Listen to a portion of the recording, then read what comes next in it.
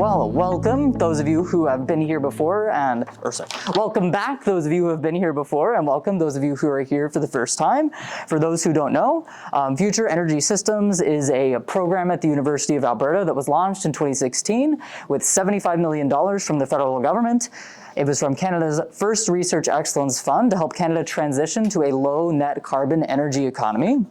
We focus on multidisciplinary research that develops the energy technologies of the near future and integrates them into today's infrastructure, examining possible consequences for our society, economy, and environment. We also contribute to the development of solutions and challenges presented by current energy systems.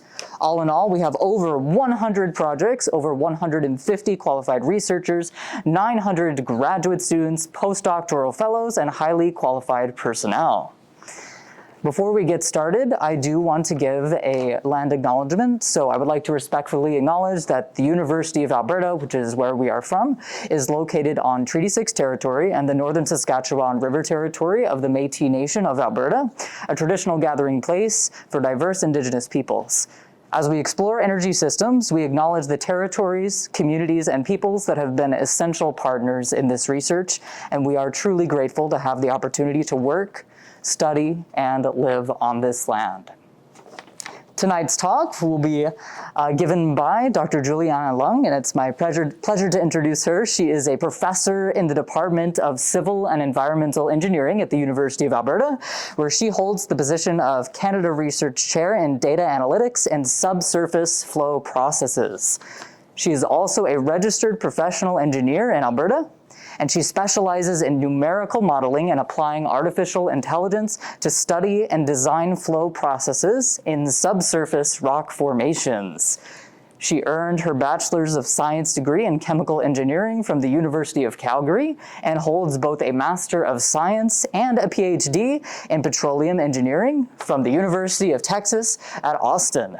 And if you have any questions about what any of those words mean, Juliana will be happy to answer them for you. How the talk is going to go, she is going to begin and teach you lots of wonderful science.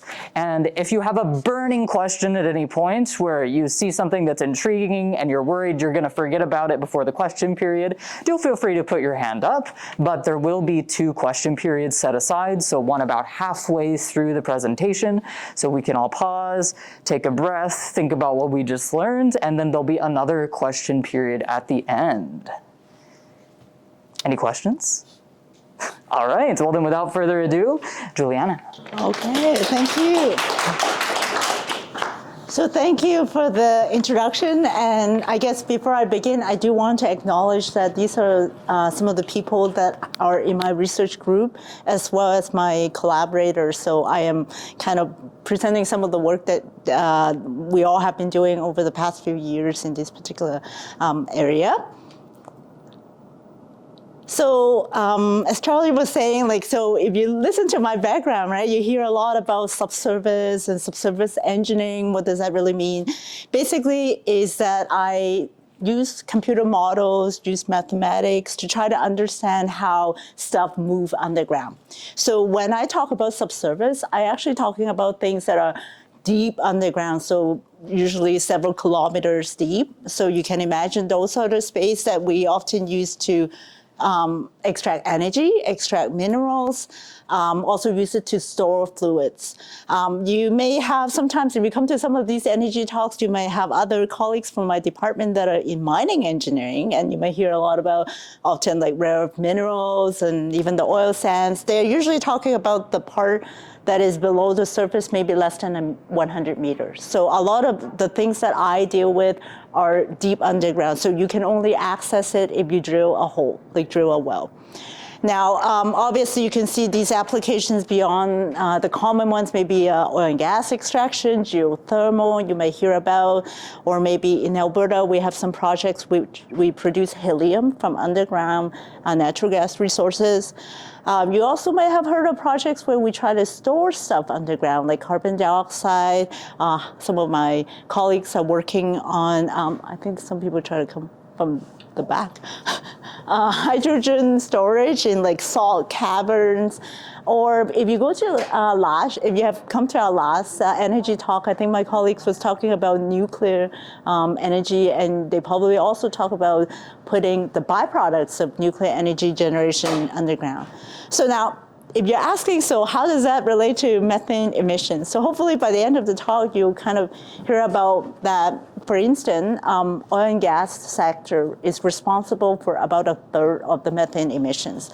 So when I start looking at these things, I was actually, a few years ago, I had the opportunity to work with some industry partners, and they were trying to figure out what sort of oil and gas operations, for example, may be more related to methane emissions. So we start looking at using satellite data, and also because of my background, I've been doing a lot of work on machine learning and artificial intelligence. So we're thinking that how about we also use this to try to understand that. And I think one particular expertise that I can bring in is because our team understand the oil and gas operations. When we look at the data from these, even getting them from the government, we can see what activities that they're doing. So we're helping us to understand, to try to create that link. And that's how my journey in this space kind of gets started. And actually, I'm happy to see that a lot of the technical conference I go to nowadays, there's always some talks that are related to sustainability, and some of them are also methane emissions. So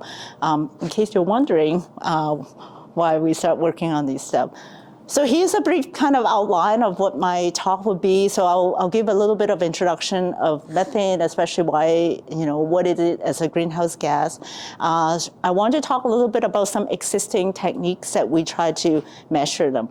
When we say the word monitoring, it feels like someone's watching you, right? Like, so I just want to say that there are just techniques where we try to measure, try to quantify the emissions. So you can think of it as monitoring, but that's pretty much what they are. So we want to talk about these techniques, and also, as you can imagine, there are pros and cons, right? Certain things you are able to measure, and some of them you are not. So what are some of the challenges, and why we start using remote sensing such as satellite data? And can AI help? Like, we hear a lot in the media about AI, right? So how can they be used in this context? And maybe some concluding remarks, or maybe some ideas about where a lot of these research are heading. So methane is a very light hydrocarbon. It only has one carbon, 4 hydrogen atoms in the molecule. It is the primary component of natural gas. So if we drill, let's say, a natural gas well, over 95% of it should be methane. So we burn them for energy and all that, but they also are a major source of greenhouse gas. So if you think about greenhouse gas as carbon dioxide, methane is the second one. Now, they can happen naturally in the environment, but also can be what we call human influence or anthropogenic. So these are greenhouse gas. But the problem with methane is that it is actually way more potent than carbon dioxide. 28 times is actually, I cited from the source, but I actually seen some literature even said it's like more than 80 times. So I guess depending on what they are doing the calculations, but it is in terms of trapping heat. So methane is very effective in trapping the heat. And in the, if you look at plots and charts, I guess someone, if you look at the atmospheric concentrations of methane, it basically have doubled over the past 200 years. And as I mentioned, the sources are generally either natural or human-induced. So the main sources are waste, oil and gas sector, systems, and agricultural. So if you think about waste, it could be landfills, right? Oil and gas could be all the oil and gas operations, so both surface mining as well as your traditional oil and gas extractions, the pipelines, the facilities, everything. And then agricultural, that's also account for about a third of it. So natural would be like if you go to like wetlands or decomposition of plants and animals, and all these would also create the methane. So Canada obviously have a plan of reducing methane emissions, and that's what you probably have heard it in the news. For instance, they have, if you look up, oh, that's my PhD student there, Colleen, so can help answer questions, I guess. So there's a plan on reducing methane emissions. So if you look at the government website, you probably find a lot more information about the goals and what are the some more background information on that as well.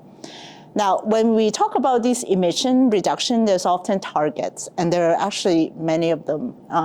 A few years ago, this was what was in the news, right? They want to reduce that by 40 to 45% compared to the 2005 levels by 2030. And so that was basically the news that you can probably have seen or mentioned, so you can see that. And then about a year later, there was also more specific targets for specific sectors. So remember, the three main sources are waste, right? Oil and gas and agriculture. So for landfill, they want to reduce it by 50% by 2030. And then the one that we are probably thinking more about that for today would be the one that for oil and gas sector, they want to reduce it 75%. And I think that was in comparison to 2012 by 2030. So these are some of the news articles that you can also look up. Now, so if you think about, okay, so if we want to make this reduction, actually, where does it stand? Like, if we actually meeting all these targets, what that would be. So for example, if you're thinking about a comparison from projection from 2020 all the way to 2030, the yellow part is agriculture. So you can see that that part actually didn't really change too much. The major reduction that they're hoping to reduce from is the blue part, which is oil and gas, and also from the waste. So you can see that these are and there is a global methane pledge target, and Canada also is part of that, and there's basically a certain 30% reduction in comparison to 2030.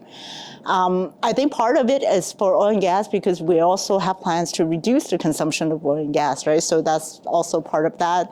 And then for the waste, there's also strategies and maybe, for instance, capturing the methane that's coming from your landfill or doing certain process to deal with your waste. And for oil and gas, also same thing, like there are measures to make the process maybe more efficient and so that you have less methane reductions. Now, if you think about oil and gas, exactly where do you think these methanes are coming from? And so this chart kind of tells you. So methane emissions from oil and gas account for about 38% of all the methane emissions. So if you look at it, it's kind of majority of it comes from venting. So venting is the case where, for example, one example could be when you drill a gas well, you may not have a facilities or the pipelines to tie it in right away. So you have too much gas coming in, it's very pressurized, so they are allowed to actually vent a little bit out of it. Or it could be equipment where maybe the pressure is too high, you need to depressurize it, otherwise it breaks, then they're allowed to vent a small amount of it. Flaring is also the one that if you cannot tie in, for instance, you can also burn it. So sometimes if you look at like well site, you see, when I used to work for instance, some of these companies, one of the way you know whether your competitor is actually producing certain things is by looking at, are they flaring anything? So meaning that they basically burn the gas that they couldn't really send down to the pipeline, so you can see the flame kind of going on.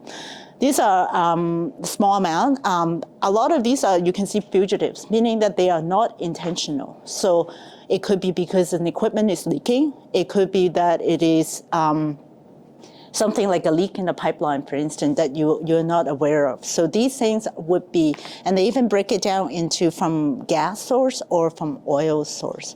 So for example, even when you think about a oil well, you produce oil out, it doesn't mean that all the stuff that you get from the wellhead is all oil. You will still get some gas that comes out of it. So they basically break it down into all these different chunks. So you also have combustion. It could be that when you combust this gas, not all of it get combust. So these incomplete combustions is also becoming part of it. So one way to reduce these things, obviously, as I mentioned, is to have better leak detection technique too, right? So if you are better able to detect the leaks, that you're more likely to not end up having these fugitive emissions as well.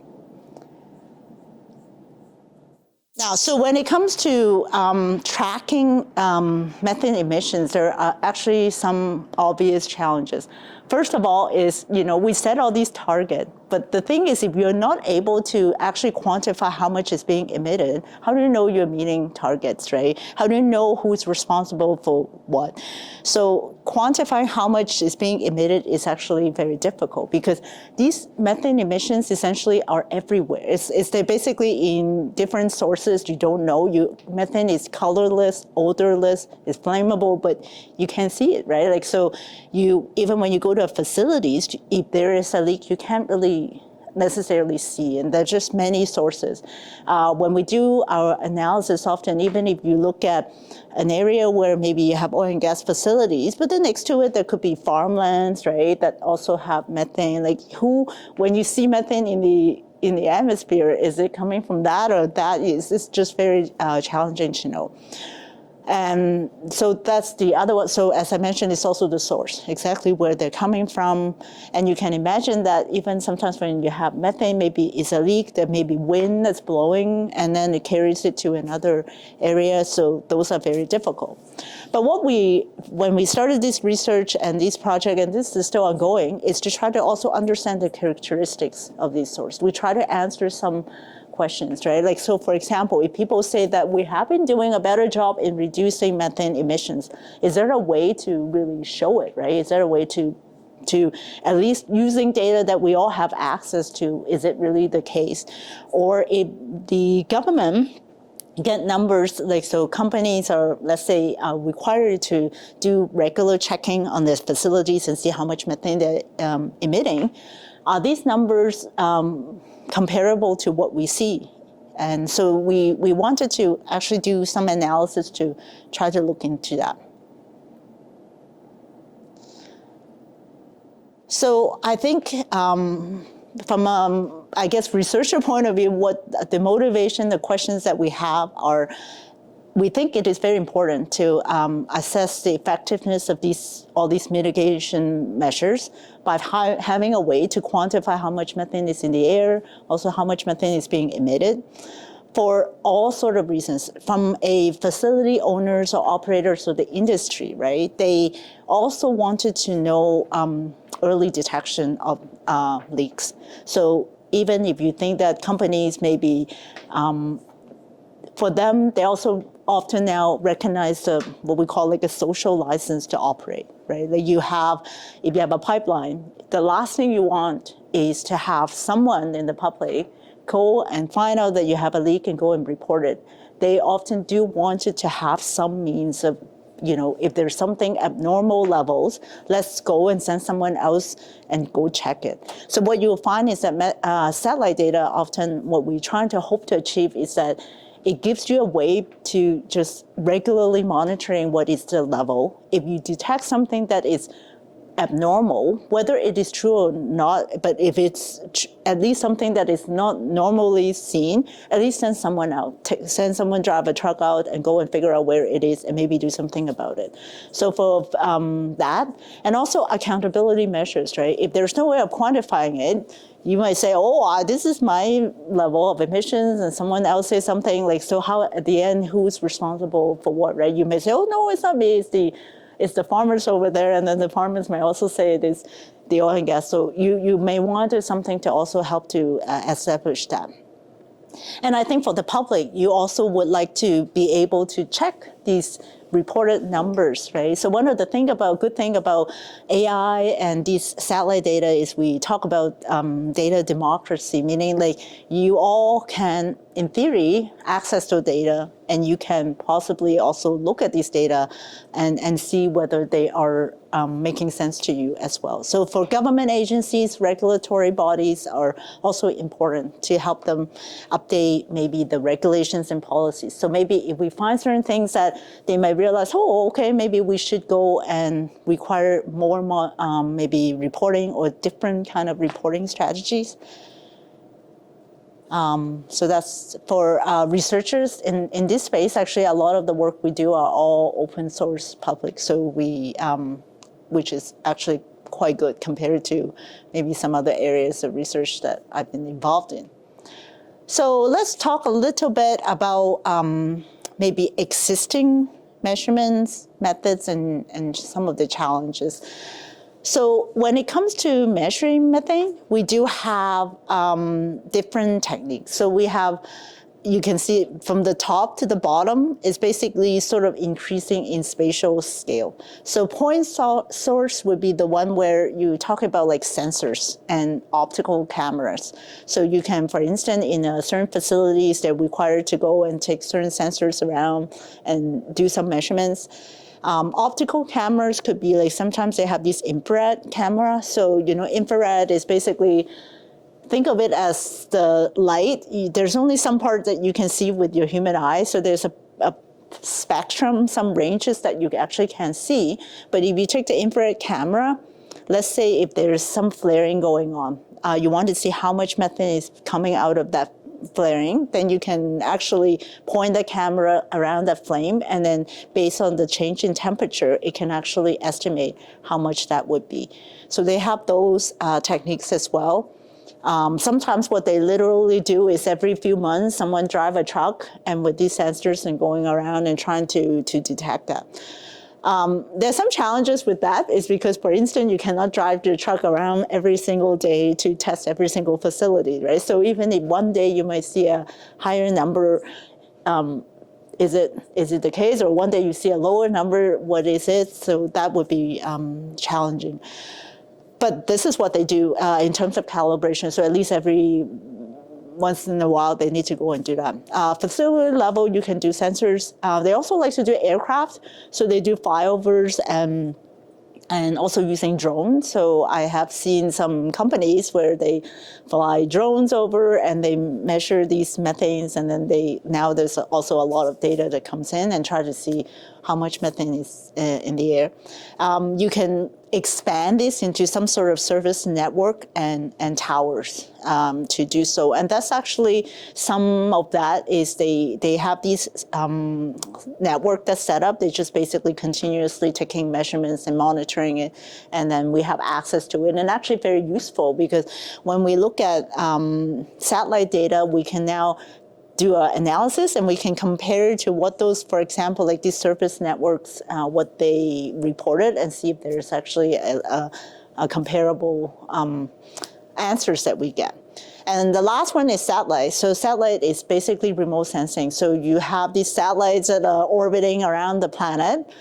All basically what it does is it's collecting, for instance, you cannot really measure methane in the air, but what you would do is you can measure the light that is reflected back, and depending on the light that is reflected back, you can actually identify what is in the air. So it's almost like doing a little X-ray for you, right? Like if you have a broken bone, you do that. So it's like indirect measurements. Now, some of these satellites are more sensitive to capturing methane. Some of them are sensitive to carbon dioxide. Some of them are water vapor, and they only kind of orbit around the planet, the same location, only every couple of weeks. So it's not like you can, it goes over the same spot every day, but this is what we have. So these are sort of increasing in scale. Now, the reason we mentioned about that increasing in scale is that then when it comes to estimating how much methane is being emitted, we basically can have two approaches. One is what we call bottom up. The other one is top down. So literally what it means is bottom up is, so if you have all these measurements, let's say the ground sensors of the facilities or every equipment, you can take the measurements and then you can essentially apply some multiplication factors. So it's almost like sampling. It's like, we're having the elections soon, right? So you're doing polling, right? So they cannot ask every single person, but they will select a few people to ask, and then they extrapolate. So it's the same idea. So in the site, in the field, you may not be able to measure every single piece of equipment, but what you would do, you would select a few, and then you basically apply some engineering correlations or factors, and then you report that as the whole field. And then you keep going up.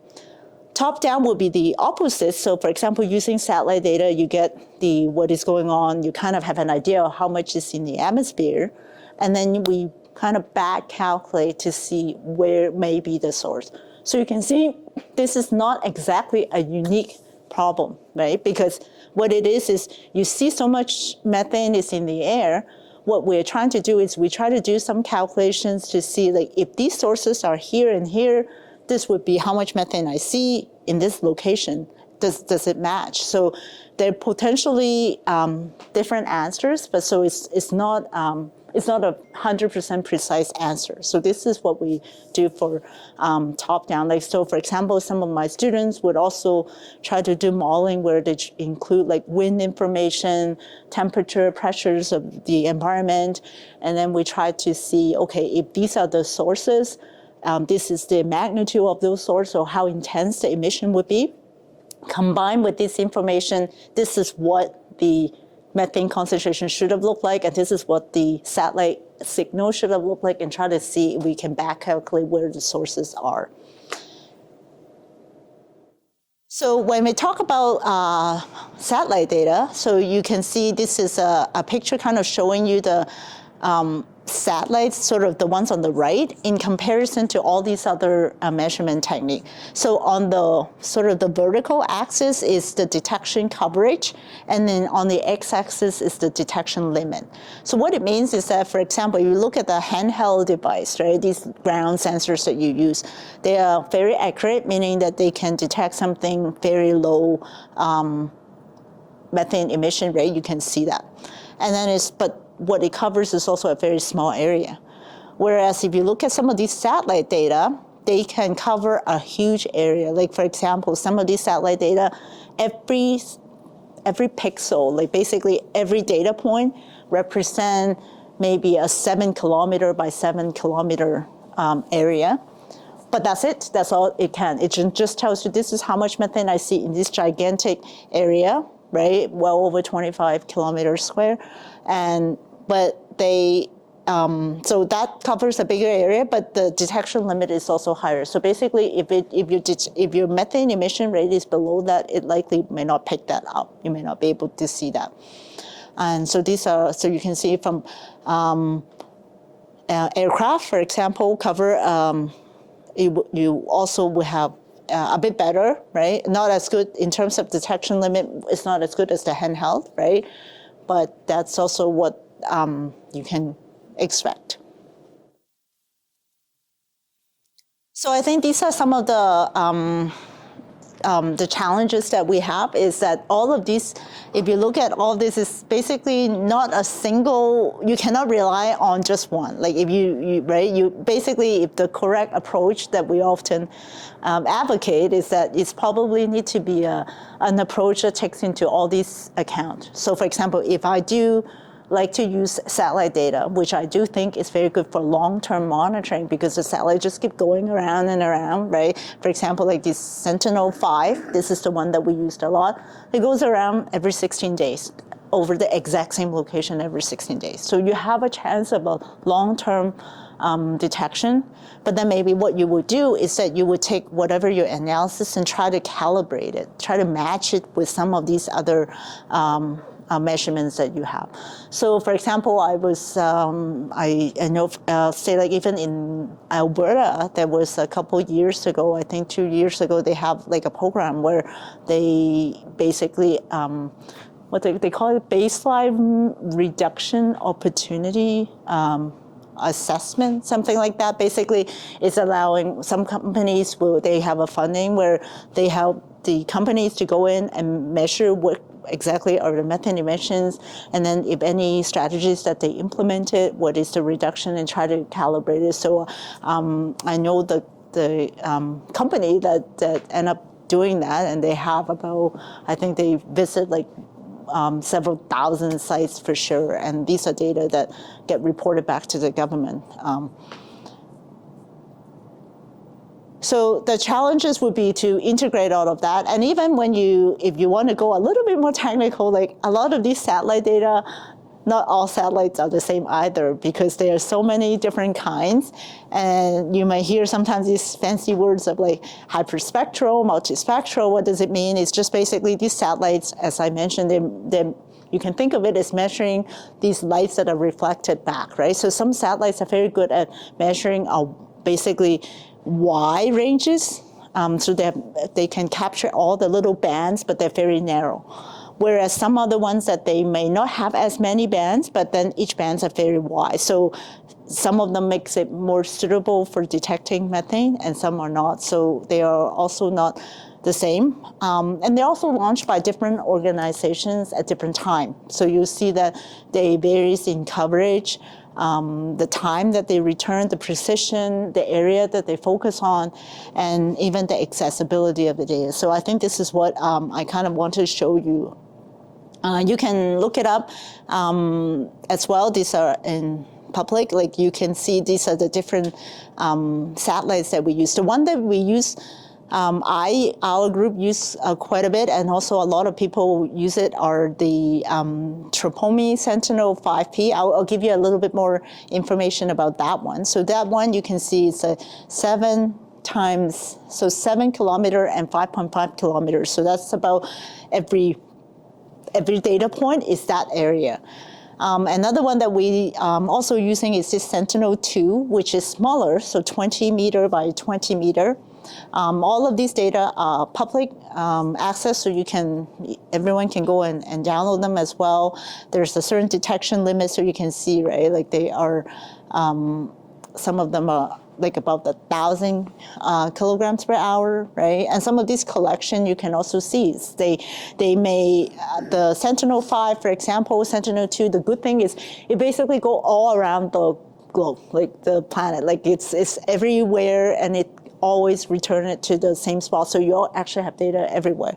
Whereas some of these other ones may not cover every single part of the world, right? Like, so that's also another, some of them also are, you have to pay for it, right? And some of them also are the ones that just recently launched, like the Methane set is kind of promising too, because that was launched last year, and we are still hoping that, I think they're still in the process of testing to see how they process the data, and hopefully eventually they will, that we have access to it. I don't know, should we take for halfway, like, are there any questions before I continue? Yeah? I have a question for the satellites and how they measure depth of methane emissions. They would basically do the whole column. It would just have one number. So does it bounce back if it's lower or higher based on the thickness of the commute of methane to the atmosphere? So yes, they will correct for some of the positions and everything, but you will only have basically one number for that entire area. So it's supposed to represent some sort of an average for that entire zone that you're looking at. Yeah. It's kind of along the same lines. Like, I'm just wondering, how does methane disperse? Like, does it take a long, like if there's, say, a leak into methane is there, like how long does it take before it sort of disperses, or does it take quite a long time? It does depend. Like, for example, you'll see some of our analysis show, like, for example, if the wind, there's high wind speed, likely it will get dispersed right away. And that's why it makes it very difficult to see, right? If the satellite comes back 2 days later, something happened, you can't see it. But what you would guess you will be able to do is that 2 days later, based on where the methane concentrations are, and if I get the wind data, the temperature data from the past few days, you can kind of model that, okay, if there was a source there, and based on those wind, it makes sense that 2 days later you see a high concentration in a certain area. So does it end up in the upper atmosphere, like eventually, or? That I'm not so sure. Oh, you mean like further away? Yeah, like as time goes by, you know, decades and decades, like where does it end up? Does it just end up in the upper part of the atmosphere, or? I'm not so sure. I would think. Yes, Yeah. Depends on the atmospheric condition. So in some depends on the wind and then the vertical transport and the horizontal transport. So it depends on different. So it's not the same case for every location. So it depends if the atmosphere is like they call it atmospheric stability. If it's unstable, it means that the air is going up. Usually in summer, usually it's more atmosphere is more unstable. So the air goes due to the radiation, goes up to the, as you said, into the upper layer. And yeah, so it depends on the atmospheric conditions. You have to calculate these type of factors, calculating radiation, wind, and also other factors. Clouds also affect the measurements. So you have to look at it from the equipment point of view and also the atmosphere point of view. Yeah, so maybe even if it goes up and there are a lot of clouds, the equipment or satellite may not be able to detect these. I don't think so. That's the satellite data would not be able to tell you where it is in terms of the altitude.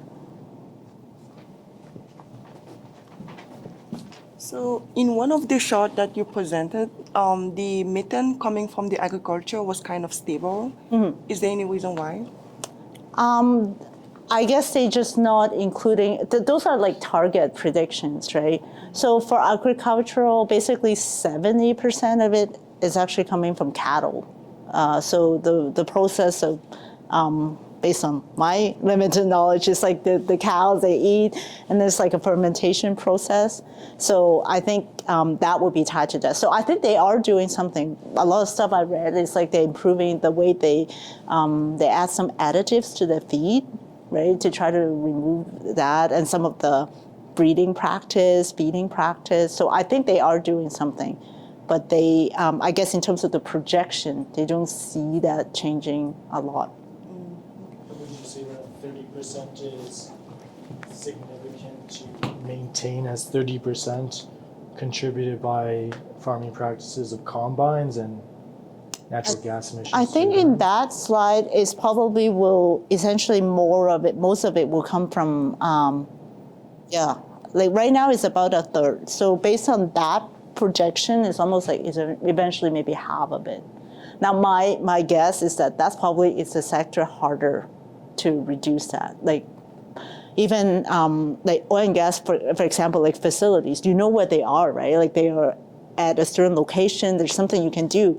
But for example, like cows and cattle are everywhere. Like so it's almost harder to, even if you want to capture it. So because one of the technique would be like, say like landfill, right? You can reduce that if you find a way to capture the methane. But if you cannot capture it from cattle and stuff like, then it becomes harder to do. So I think that's probably part of the reason that they have. I would imagine it's difficult to attach monitoring equipment to a cow. That's true, right? If it's difficult to predict, how do we know that it will be stable? Like it can go up and down, right? I think these are projections. So based on what, like often it is based on, for example, like the technology that is available. So they think, okay, if everyone adopt this are usually a lot of these projections are being done. And that's why we do want to, for example, like have some data that have long-term monitoring. So you can still do all these, the sensors, the satellite, and all of that is a way to see. Like, for example, if you do see a trend of reducing over the years, then at least you can see, oh, okay, is it consistent with what I'm predicting, right? Let's say you predict that it will drop by 30%, but year after year, I don't see a 30% reduction. And maybe that is something that you need to reassess from a policymaker point of view too. So I was just wondering, besides satellite, you mentioned like 4 to 5 other ways, which were obviously on the spatial level a lot lower. How would you find this online? How would you find this data for the calibration purposes? Because I believe, or what I know is that it's only like someone like Suncor or CNRL, they would have like a site, like, and they would just post the public available emissions data for that site. But that would not dive deep into how they received that data, how they measured it? Or is there methods? Is there other sources? So some of these are if things are reported to the Alberta Energy Regulator, you can download them. You have a way to. It might be a bit tricky to find where they are, but it is there. Like so, you can certainly download them, and that's actually one of the reasons why I started doing this work was. One of my former PhD students eventually worked for a company that they basically pull data, literally like pull data from these government websites, from environmental sort of weather websites and all these, and put them into like a platform where people can access it. So of course, companies pay subscription to access it. But what they also found was that a lot of investors are also paying to access this data. Like partly is, it's easier so that you don't have to go in and download everything, and you can also easily make queries about what's going on. But what they started looking at was a lot of these investors start asking questions about, I want to know more about how these operators are doing in terms of these, they call it ESG measures, so environmental, social governance measures. So they wanted to do that.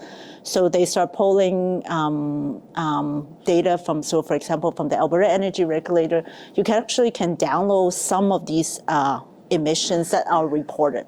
So the way companies report it, based on my understanding also, is that there's a certain way to aggregate what they measure. So if they measure certain things, that certain piece of equipment, they apply some calculations and they all lumped into like one point, and then that is reported.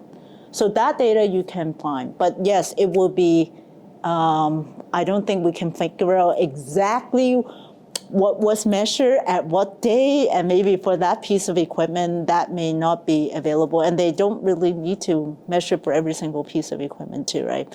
Even methods would not be, like the method they ended up using for the entire project, that would not be available I either? think they should, you probably would be able to, but I never look into such detail, but I presume they're regulations. So for example, these regulations should be public, like, so they are required to do these type of measurements, so I'm pretty sure they are, must be reported. They are, as I will show also later, like there are some these surface network kind of thing, like Carbon Mapper is one where they actually they have some known, for example, known abnormal emissions data. And so they have measurements of what is the emission rate that they estimated, what date, what happened. So you can potentially also look at it to calibrate. And that's just what we usually do, because from the satellite data, I don't know which day actually had a leak or whatever that is, right? And so you can actually go back to those public database and say, oh, okay, they do have a catalog of some of these events. So you're trying to see, let's say if I do some calculations, I predicted that on that, or I go back to the data and say, okay, that day this looks abnormal. And then I'll go back and check, oh yeah, that's true. That was the day that was abnormal. So we can do this calibration. So they are in the public domain. So often what we found is through looking at papers, and other researchers are also using the same site, same data set, and we do that. Thank you. Oh, yeah.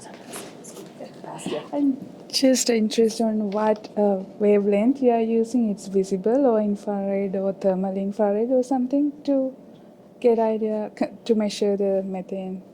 So it depends. So for example, like Sentinel-2, they basically have take the whole spectrum divided into 12 bands. So only 2 of them are more sensitive to methane. Like visible range or infrared? They may or not. Yeah, they may not be visible. It's just that it's just like a whole thermal spectrum. infrared I or think something. we can only see a very small part of it. Yeah. So they would, but they would record these bands, and then you take those bands data Okay. and use it for it. So for the bands come Yeah. for different wavelengths, no? Yeah. And a lot of this satellite is not meant to be just for methane detection. It was Yeah. meant to be for other things. So other researchers would use it for different So you are things. using specific bands Yes. to extract Yeah. data. Okay. So it's like these are well known in the community. They basically say only use these 2 bands. The other ones would not be sensitive.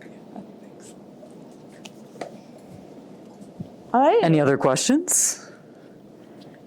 Okay. I actually have one. Oh, okay. I'm interested in the scale of your simulations. So I know that you're modeling using machine learning, and I'm sure, are you going to get into how that's going to work in the second half of the talk? Yeah, we will give some Okay, idea. so I won't spoil anything, but I'm curious at so are you usually looking at sort of a global scale, or are you looking at more local scales? More local. So for example, we might pick like say like an oil and gas, we call it like a basin, basically a whole area where there are a lot of operators and things like that. So we will be looking at that scale.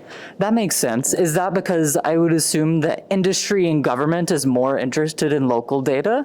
Is that why? I think because our research initially focused on oil and gas. So kind of try to see where oil and gas sectors are looking. And that was related to how this project started, was because they were pulling at oil and gas data, and then they start asking about like, are these operators doing things differently?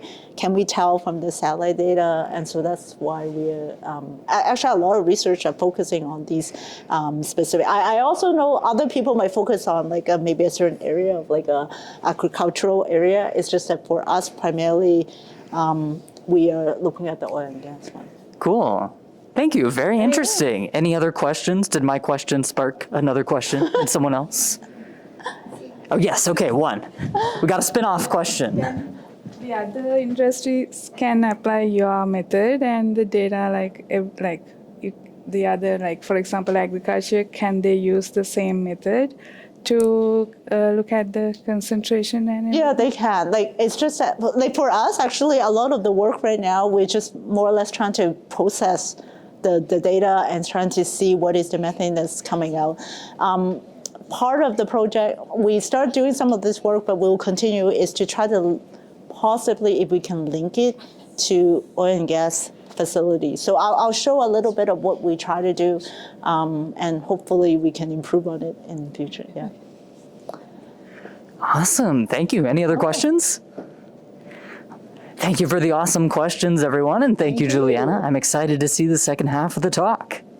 So I guess that's what we were talking about. Throwing the mic. All right, so these are all these satellites. So as I mentioned, like a lot of the work actually, at least maybe when we started back in 2020, around 2020, 2021, most of the work was done actually is this Sentinel 5P. So what it is this Trampomi is essentially a sensor that is launched abroad a satellite that was. The satellite is Sentinel 5P, which is Sentinel 5 precursor satellite by the European Space Agency.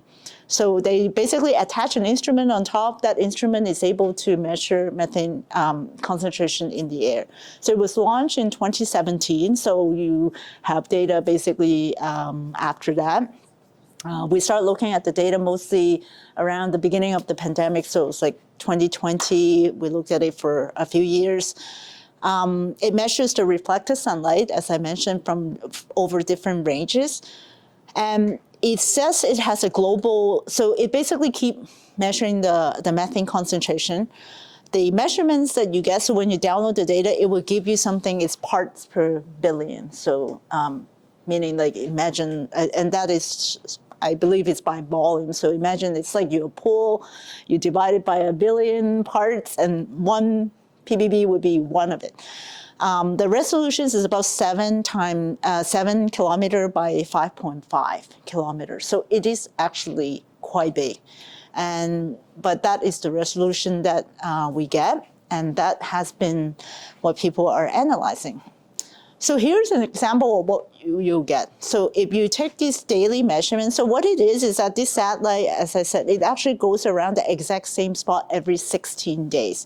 Now, but that doesn't mean that you will get a data exactly every 16 days, because sometimes you might go, you can imagine it kind of cover a little area around that point. So it's not just one specific location, right?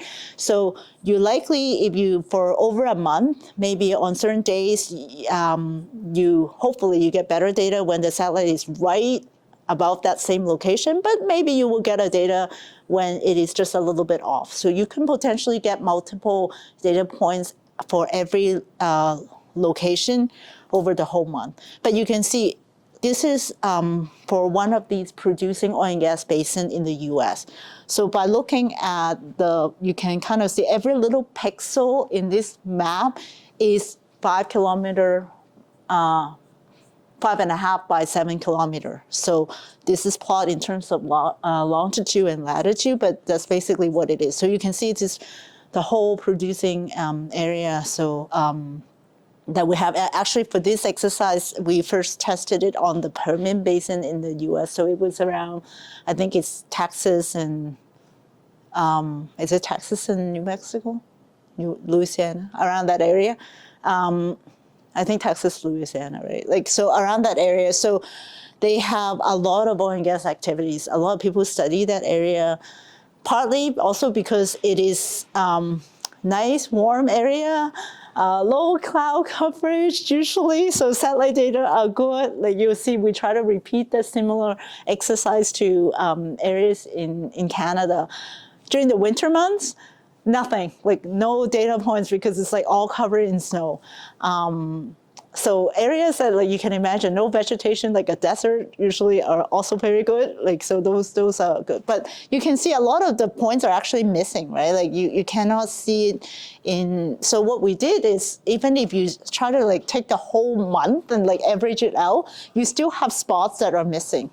So what we will do is sometimes what we will try is we essentially try using some techniques to fill in the missing points so that we at least have a map for every month. Once we have these maps for every month of all the methane concentration, and we can also figure out what is the wind information for that month, we can download like these environmental types of data, weather data, we can download them.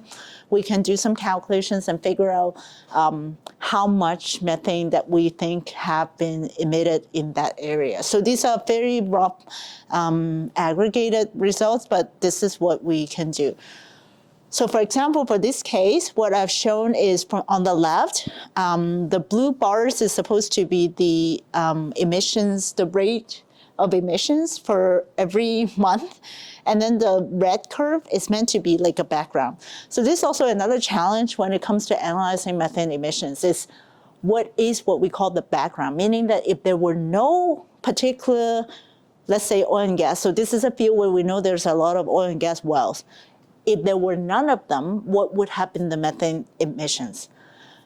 Now, the problem is we're living in this planet where generally this is going up. The background is going up. So even if there are no, remember, like the source is not just oil and gas, right? You have farmland, you have urban cities, you have coal mines and all of these things. So even if there's nothing, you will still see a background keep going up. So if you wanted to calculate the emission rate, you need to have some idea of what is the background. So typically we have to find a way to estimate what is the background. And in this case, you can see the background kind of keep going up. So some of the analysis, what we found is we generally, and we tested on multiple basins and areas, we do generally find the background do keep going up. There's some seasonality. So as you can probably imagine, like sometimes maybe in certain areas, we find that in the winter months, it goes up and sometimes it's not. And it's kind of repeat over every year. We do see some reduction in terms of the annual rate. Now, but this is a very aggregated number. So I do want to say that it's based on some sort of basic kind of balancing calculations to try to see what it is. But this number is comparable to some other studies. So when we, almost everyone that use different methods and do these calculations, they roughly come up with something around that order of magnitude. Now, this part is often a little bit more controversial, is that almost everyone look at these numbers will say that this is higher than what we typically reported.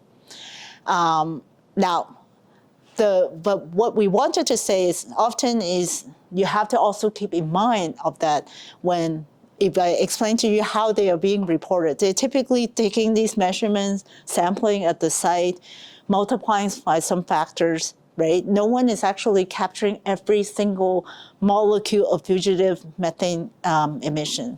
So for me, I would look at these numbers and at least the trend should be comparable, right? Like if you say that, okay, you all reported some numbers that are dropping, do I also see it from like a satellite data, like an independent source, right? But it is often a problem. Like if I ever present it to, for example, sometimes the industry folks, right? They'd be like, why? I thought we were doing good, but you do have to keep in mind about there are other potential sources for that too, right? And overall, the goal is not to do this and say, you didn't do a good job or you didn't do a good job, but for all of us to have a sense of what is going on, right? So I think that's some of the findings that we found. This is actually another area. This is actually another area when we look at what's in the US along the East Coast. So what we found was that there are, again, you can see the background was going up, but then some spots. So the little color picture is the methane concentration. So you can see some areas are higher. And when we look at those areas, we actually found that in that particular area, there's also a lot of coal mines. So right around those areas, we really see a lot of high numbers. So now when this is what becomes difficult, when you have an area that you have a mixture of multiple sources, it's becoming very difficult to see. And this is also another area that I believe there are also more moisture in the air. So often we don't have like some more clouds, basically. So there are a lot of times that we don't have any data, well, very few data points for the entire month. So that was also one of the challenge. But but that at least will be something that we can see. So even for this basin, I guess I didn't show it, but we also see the overall level drops a bit from every year. So that's maybe is a good thing.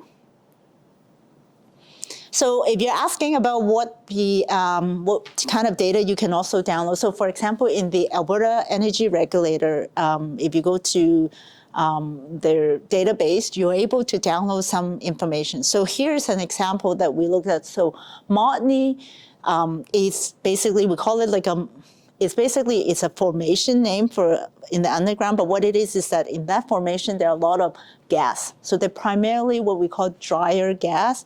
So they don't have more methane, for example. And when you produce them up to the surface, you also get gas. So this Montney area is located somewhere between BC, sort of along the border of BC and Alberta. So with this area, you can see these are the emission volume that is being reported. So if you go to the AER, the Alberta Energy Regulator website, or you can download them, and these are what you can see.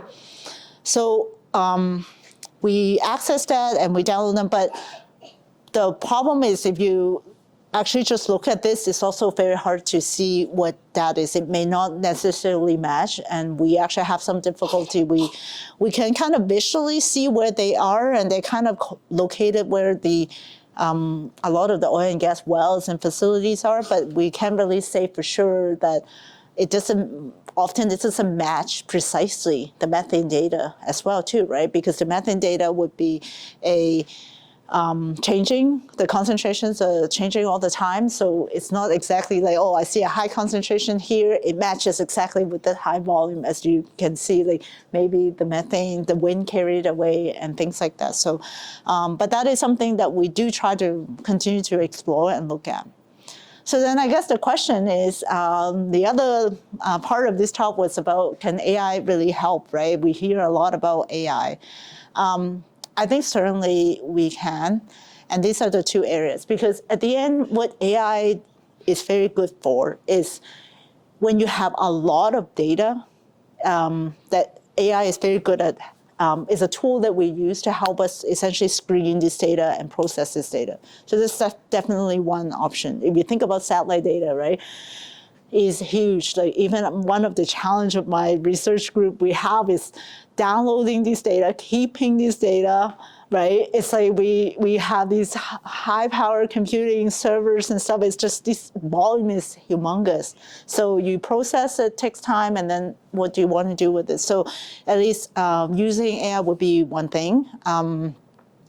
And AI also, we often use it to help us to understand relationships when just by looking at it, it's hard to tell, right? So if you can imagine in this particular problem, there's so many factors that are in place. So it's hard to just look at it and like, okay, I think this caused that or all of that. But if I have a lot of information, I can feed it to essentially AI, like a machine learning model to try to help me figure that out and maybe give me some insights from that. So two particular areas we are hoping that we're working on. One is using these AI to help us understand factors that are related to emissions. So for example, are there certain activities that are more linked to methane emissions than other? So not all wells are the same. We generally would have expect, for instance, a gas well to have more methane emissions, right? These are the ones that you're producing methane. It may be venting, it can be flaring, and all of that. So obviously that would be your sort of like your gut instinct. You may also suspect older wells are the ones that are more likely to leak, right? So if I find wells that are abandoned, right? As they say, like basically are done or they are plugged and completed and sealed. Is the sealed perfect, right? Is it good? Like, so, but you likely think that those are the wells that probably are likely to have more source, right? Are certain operators doing better than others? Now, so here's also could be a controversial, right? Like people might think, you may think a bigger, like for example, like these international energy company, they may have a more certain procedures in place and things like that, so they may do a better job than maybe some other companies. So these are maybe people have these speculations, right? So, but it's hard to prove. And that is why it started some of these research, right? If you're an investor, you care about these things. You are wondering, should I invest in this company or this sector or whatever, right? Even like a pipeline company, you may want to see which one's doing better in terms of these ESG measures, right? If this is something you care about, you may be, and they do. These are part of the assessment criteria often now. So these are also some of the things. So that is one particular area we're looking at. The other one is to detect basically abnormal levels automatically. So as a facility owners, you might want to be alert, as I said, right? Instead of, I know that in the US, there's actually some system where the public, like if they find out that there's a leak in the pipelines or in the area, they can actually go and report it. But then that would be not the best thing to happen, right? Like you wait for the public to find out, like you should go and find out yourself, right? So alerting them automatically would be good. And then also informing policymakers. So that's why detecting these, so if you download all these satellite images, if you're able to say, for the past 2 weeks, I see this abnormal level, that would be something. So even if I cannot tell you exactly where it is, but if I can say, I see abnormal level and alert people to go in and check, to me, that would already be a lot of value as well. So here's our, again, like an example for that same field. So if you have these methane emissions, right? So we can look at these, one thing we can do, a very simple analysis would be, I look at high, low, medium level, and I can basically label them. This is an area that looks like it is high, medium, or normal. And then within each box, as I mentioned, right, like each little pixel is about 5.5 kilometers and 7 kilometers. So I actually just simplify it and say 5 by 5. But within that, there actually could be many, many wells in them. So, for example, you can see red could be maybe an oil well, green one, maybe a lot of gas coming out. There are different number of wells, different types of fluids. Sometimes it can be both. There are also different types of wells. Some wells are vertical wells and some are horizontal wells. So you probably, for example, like in the oil sand, right, they do SAGD, they are generally horizontal wells. So what it is, they drill a vertical portion and then there's like 1,000 meters of a horizontal leg to it. So there are different types of wells, right? And we complete these wells differently. They are completed differently. They're different operators, right? Some are maybe smaller kind of operators and some are big operators, different types of well activities. So maybe, and also different, if you start looking at it, you will start to see, like, for example, some wells that are drilled 20 years ago versus the ones that are drilled recently. you would probably expect the ones that drilled more recently should do better in terms of the technology is better, right? Like, so you would hope that they are better in terms of methane emissions. Oh.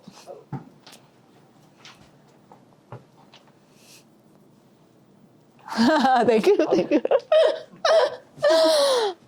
So those are the information that we can collect. So for every pixel, basically we go and get we know the methane concentration from the satellite data, and then we also go and collect all these additional information about what's going on. And on top, we also collect like wind data, the surface altitude, the location, and things like that. So these are some of the basic analysis that we can do. So maybe one thing to think about is, I'll explain a little bit about, these are just a short list of factors that we looked at and try to see which ones are more important. Now, so the ones that I have, for example, year, month, and then a lot of these like distant to something are basically distant to some oil and gas facilities within the area. So because instead of just wells, these wells don't just exist on their own, right? They're connected by some facilities and pipelines and stuff like that. So for example, distant to landfill, like, so we want to see if there's a landfill nearby, or distance to gas processors, distance to transmission, distance to gathering facilities. You have wind speed, surface altitude, oil well percentage, so how many wells that are within the box are oil wells. We also look at a bunch of different things. So well count, operator one, for example, we try to see, okay, even within that box, you can have multiple operators, but who is which operator owns most of the wells in that area? So you basically try to see if there's a difference in terms of operator characteristics. So the list is supposed to rank from the ones that are most important to the ones that are least important. So some of the things are not surprising, like the year, as I mentioned. We do believe that the ones that are drilled more recently are probably operated differently, drilled differently, maybe better in some way. So for whatever it is, it says that year matters. Distance to landfill matters. Wind speed, we often see again and again matters, is because that's where things are maybe travel and dispersed.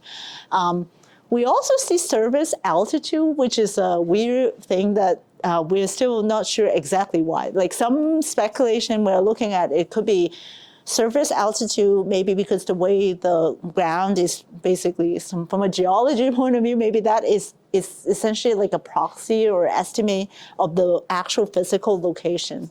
And from a subsurface engineering point of view, we know underground, every place changes, they're different, like they're not uniform. So maybe that is one reason. And also sometimes we suspect maybe lower altitude, you kind of trap the methane in a way. So it could be one thing. So at least for this basin, we see that it seems to matter. So what on the right, I try to plot like what we see. Like, so for example, well count, you do see like if there are more well counts, you do see some spot where there would be higher, they actually have a higher significance.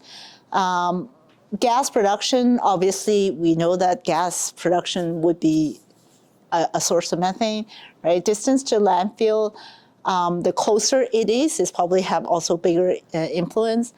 P&A is like plug and abandon. So these are meaning that wells that are done. So you can think of these are wells that are finished. They're supposed to be completely sealed off. But so the more you have, you also could have a bigger importance. So in some way, it kind of confirms some of our intuition of what that is. So here I'm just basically trying to come up with a few general observations that we have. So in general, I think many factors do correlated to these methane emissions.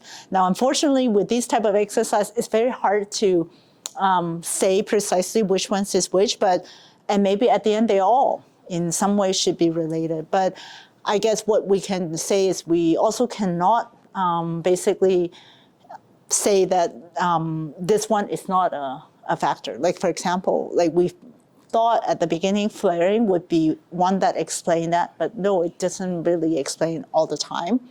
We do see that areas, as you can see, with more older abandoned wells do seem to consistently show a higher emission, so that could be one of the reasons. And distance to all these other sources could be reasons.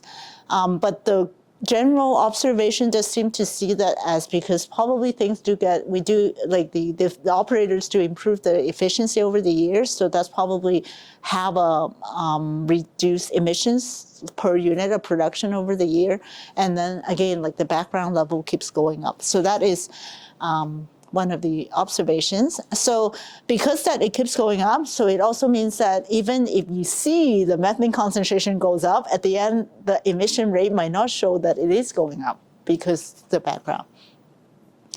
Now, so in terms of using AI, so one of the stuff that Khalid was doing, was that what we can do is instead of Sentinel-5, and you can see because the resolution is so coarse, right, such a big area, we start using the Sentinel-2 data that becomes, for the past year or two, we start working on some of that.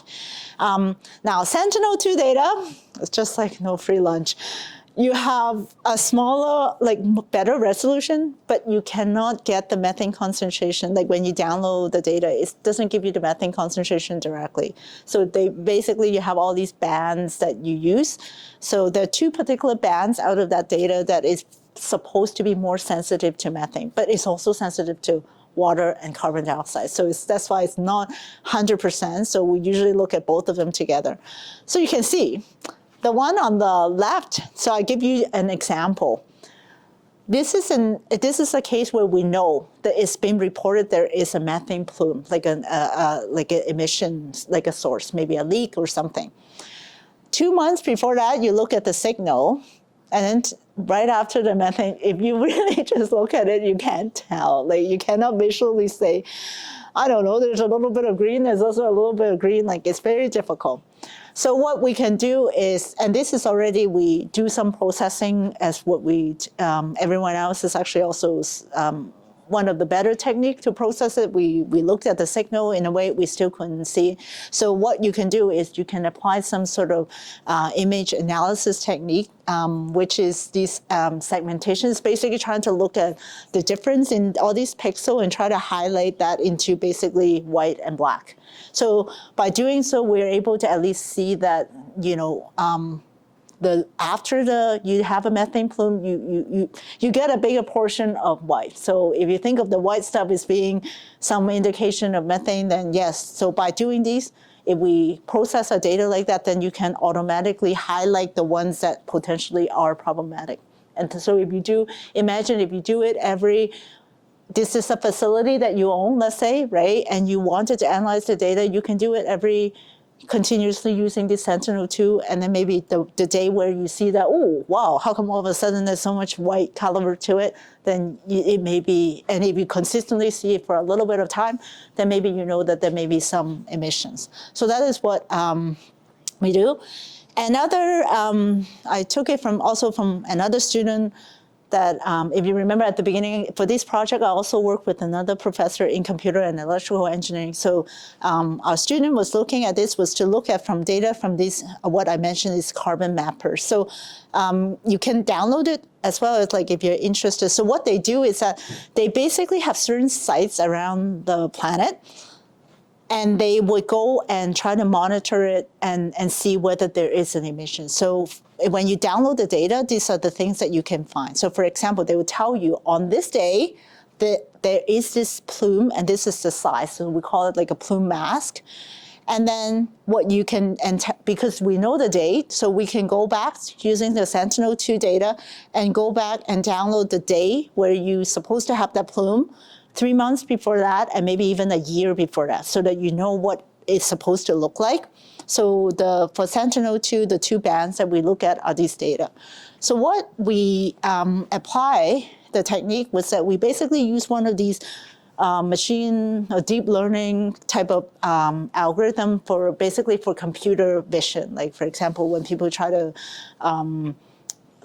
analyze images. So we apply those techniques. So what it does is this. So I'm gonna walk you through. So basically we have 6 different sites. So each column represents one site. The top row is the Sentinel-2 data, one of the bands, so band 12. That is the Sentinel-2 data. And because from the carbon mapper, we also know what the plume size is supposed to be, so we have that ground truth, so we can compare against.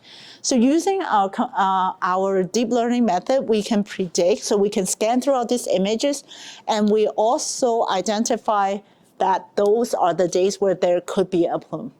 So we take those images and then we apply another technique to identify where the plume may be located. So that is the third row. And the last one is basically trying to compare these two. So you can see that it's very hard to precisely delineate where the plume is, but at least you can roughly identify there is something in there. So in a case like this, could be a tool that you can just automatically run it through. And now, because we train the model that when you get new data, it can at least first identify, do you think there is a plume? And if it is yes, we identify where the area is. And then from that, you can maybe potentially alert the owners and whatever to go and take a look. So this is what integrating AI and deep learning for this detection. So I guess in terms of concluding, I think there's a lot of opportunities. If you think about methane emissions, there's this space about big data and AI. There's remote sensing and localized measurements. All of these need to be integrated, right? There's also different stakeholders. So if you do research, right, if I ask a industry partner what they want, they may have certain angle that they looked at. If this is a piece of work you do for using government funding, maybe you have a different aspects, right? And for the public, definitely, I think they're also interested in doing so. And even when you talk to some of the industry people, they wanted to find a way to. There's actually also like a financial benefits to this. So for example, if you want to sell gas, let's say to other markets like in Europe, they often want to have there's probably like a trend that they want you to demonstrate that these gases produce with lower emissions than some other parts of the world. So if you want to compete with other parts of the world, you want to have some way of showing that, right?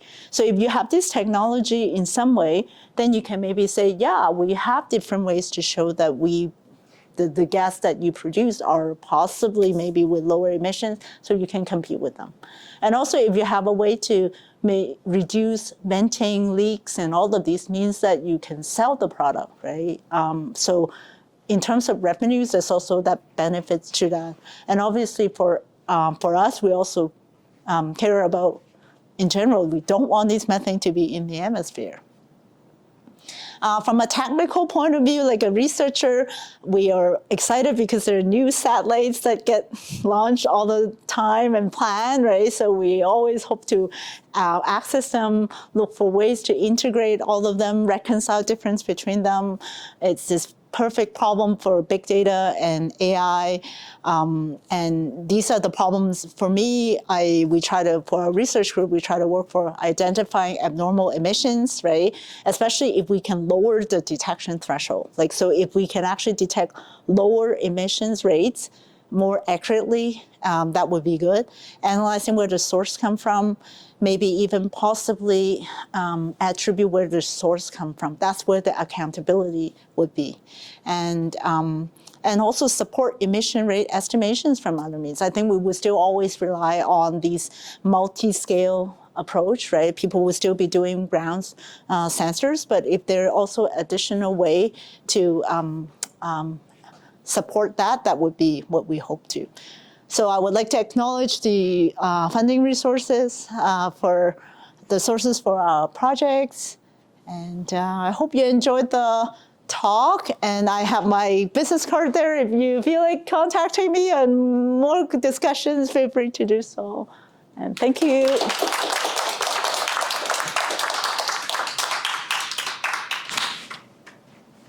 Before we let you go, are there any more questions from the audience about the second half of the talk? I have a question. Yeah. So knowing that AI technology and server farms specifically are pretty major sources of Did you energy want to, consumption. yeah, maybe do you want to? Oh, yes, and We'll fill that out, but we're time constraints. We do have. absolutely. take a If you are batch sneaking, sticker? if you are sneaking out, there are patches and stickers you can grab on your way out. They are free, courtesy of Juliana. There's also a survey you can grab, and there are little pencils you can use to fill them out. All right, that being said, Sorry. back to you, Jordan. That's okay. So knowing that AI server farms are pretty high sources of emissions themselves, do you find that the cost-benefit ratio there is, I don't know, justifiable seems a little harsh, but I suppose it's the word that comes to mind. Like, how do you find the cost-benefit to that usage? It is a good question. I think this is what AI, this is the issue, right? With this particular problem, you really cannot do it without it. I think that the amount of data is humongous. Like it's even downloading takes days and days and storing it. So my take would be, if we have to use AI, at least use AI for something that is really needed, right? Like yeah. right? Like a lot of times people just use AI to generate a fun image. Maybe it's not what you need. But I think for this one, I think it will be very difficult to do it, because even with this really powerful machine, like that second example I've shown you, like the student actually spent many weeks of even just running through one rounds of the training and testing. So every time they test a different algorithm, it will be the same thing. So hopefully, yeah, but I guess it is a very legitimate question, I think. I suppose time will tell. Yeah. Like it's, yeah.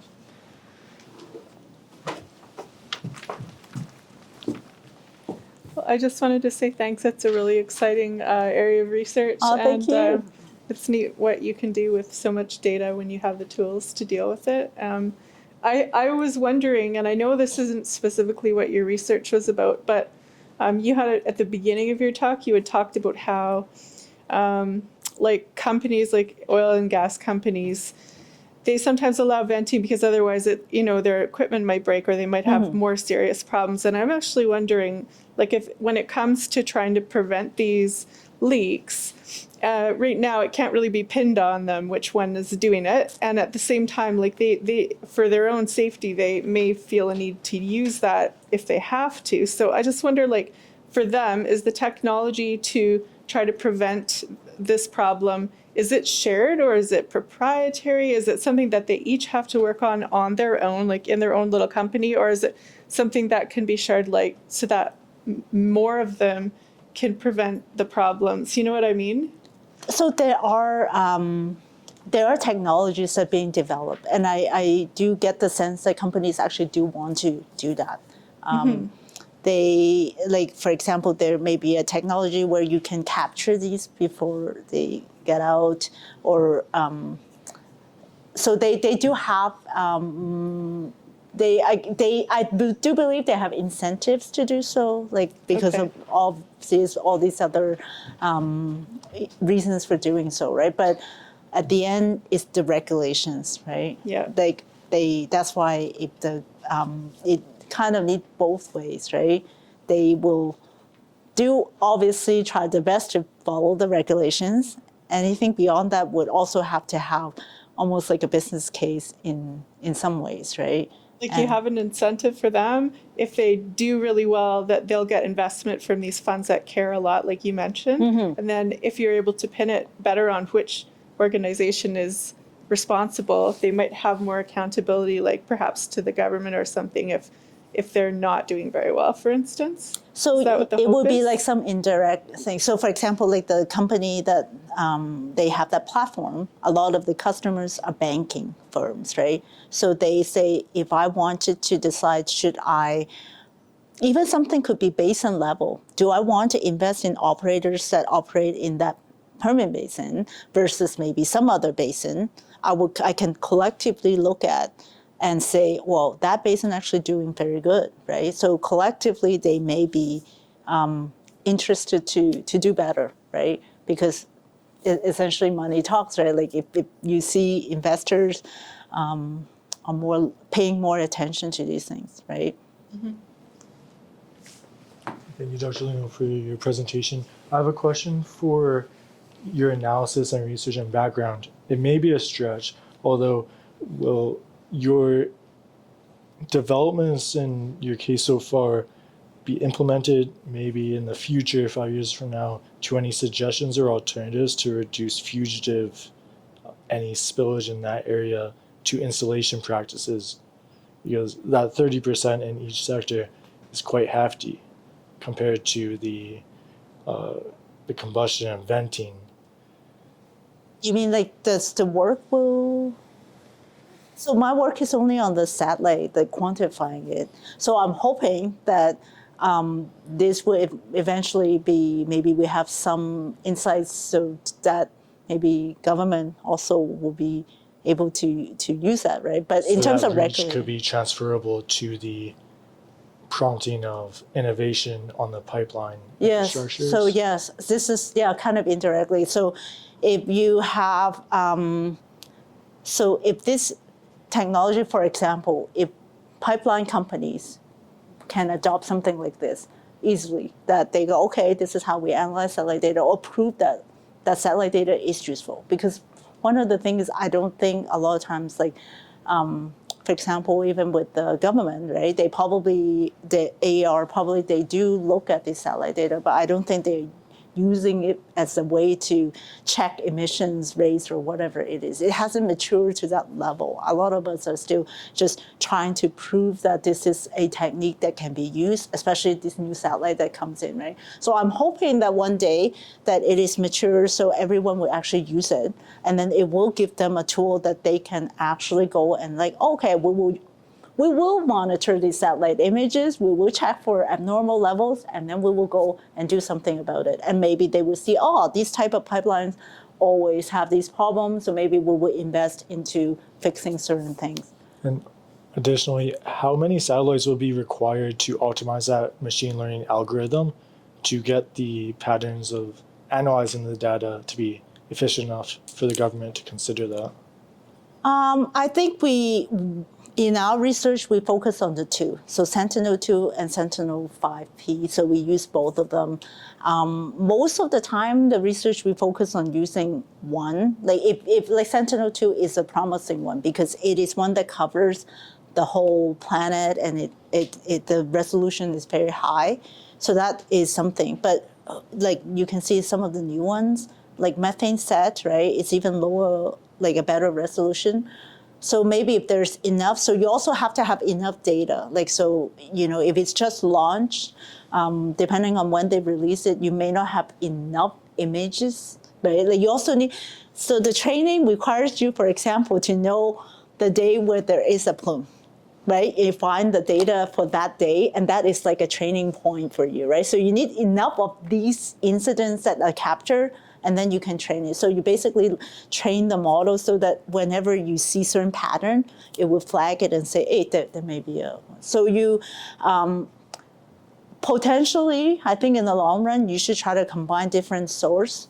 And of course, there's then the challenge, right? There are different resolution, different uncertainty. But ideally, if you can combine all of these sources, that would be good. Like one of my students working on is combining both of them.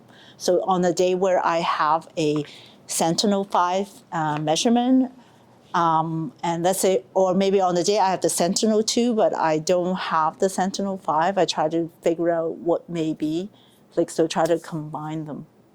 But I think we have enough in a way, right? Like, and there's still new ones that is being launched. It's more like one direction maybe is to get more satellite data, but I also think the other direction is because these AI techniques now are becoming better and better in terms of detecting subtle changes. So you may be able to actually use existing information. Just one quick question. Thank you for the presentation, first of all. So just one quick question. So what about the instrumentation? Do you think in the future we will have better instruments that could identify which gas actually exists? Like right now, the images that you showed, those are close to oil and gas wells, right? So the data that we're seeing, that could be correlated with carbon dioxide also. So do you think in future we'll have better instruments that could detect which gas, that identifies which gas is present in the atmosphere? So I think right now, because even this band, right? If you look at the chart, there's certain very narrow bandwidth that methane is like the most sensitive. And like water and carbon dioxide is less. So I would think if you actually can have maybe some of these hyperspectral one where they are very good at detecting that one narrow band, then that data probably is most sensitive to methane. But I think right now there are some of them, but I don't think they are as available. So the ones that, for example, Sentinel-2, the band is too wide, like so even 11, 12, right? So they are, in comparison, supposed to be more sensitive to methane. Guarantee is not, right? But what they don't give you is actually they don't give you the pressure. So if you are, for those of us that do the analysis, you know, right? It's like you open up a faucet, right? If you know the rate, but it also matters what is the pressure drop. So without that piece of information, we actually cannot back calculate exactly what is going on. And that part actually is not available, and we struggle with that. So if the producers kind of do want that, and they do want to like have that added value of your tool, and get a space of their own site, and maybe their own addition of their own data, would that possibly, like help them almost like a tool for their own ESG reports or their own kind of goals on CH4 emissions? Yes, we hope that that's what they would also be. It's like even pipelines, right? Like if you want to demonstrate to people that you are doing better than others in terms of these things, you should have a way of something that other can come and verify, right? Like you can report whatever numbers you want, but it doesn't mean that we will trust you in some way, right? Like you need a way where everyone can also download the data and verify. So I think for them there's a benefit. And I think, right, like if they can also have that plan and then they can add the data. So for example, they can repeat what we do, like academics we publish, right? They can repeat that and then maybe they would just add more stuff to the, like input to the model, which we don't have, right? Yeah, thank you. Thank you. Any other questions? Here, I'll make sure this clock is accurate before I ask any questions. Oh, it is 8:34, so I'll hold off. Thank you all so much for coming to Energy Talks. I really hope you enjoyed it. On your way out, I'll just point to a few things. I know I pointed them out before, but look at all of these patches that are left. And stickers for the children in your life. They'll be so happy that you brought them stickers with little beavers on them. They're very adorable. I'm insulted. I'm a beaver sticker. Well, you can also have beaver stickers. These are from There are Discovery. also pieces of papers with surveys on them. You're welcome to just leave them in a stack and I can take them to wherever they go, which I think is downstairs. Does that sound right, Caitlin? Yeah. Or you could take them to the front desk yourself as long as they wind up there one way or another. We appreciate your feedback and we always strive to make these talks as interesting as possible.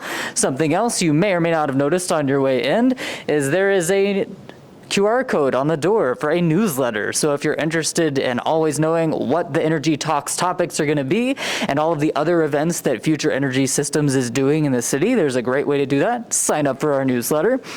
I will go ahead and plug, if you haven't heard, we're doing a takeover of the TELUS World of Science on May 10th called Science Rendezvous. So if you want to go somewhere and see many, many different projects that graduate students are working on at the U of A all over the Science Center, plus just the usual stuff that's there, it's a great day to do that. It's from 11 a.m. to 3 p.m. on that day. And I have one more thing to plug. We also have another Energy Talk. Next is on May 21st, New Frontiers. Dive into hydrogen and fuel cells for a changing energy system. Hope to see you there. I release you. Thank you. Thank you.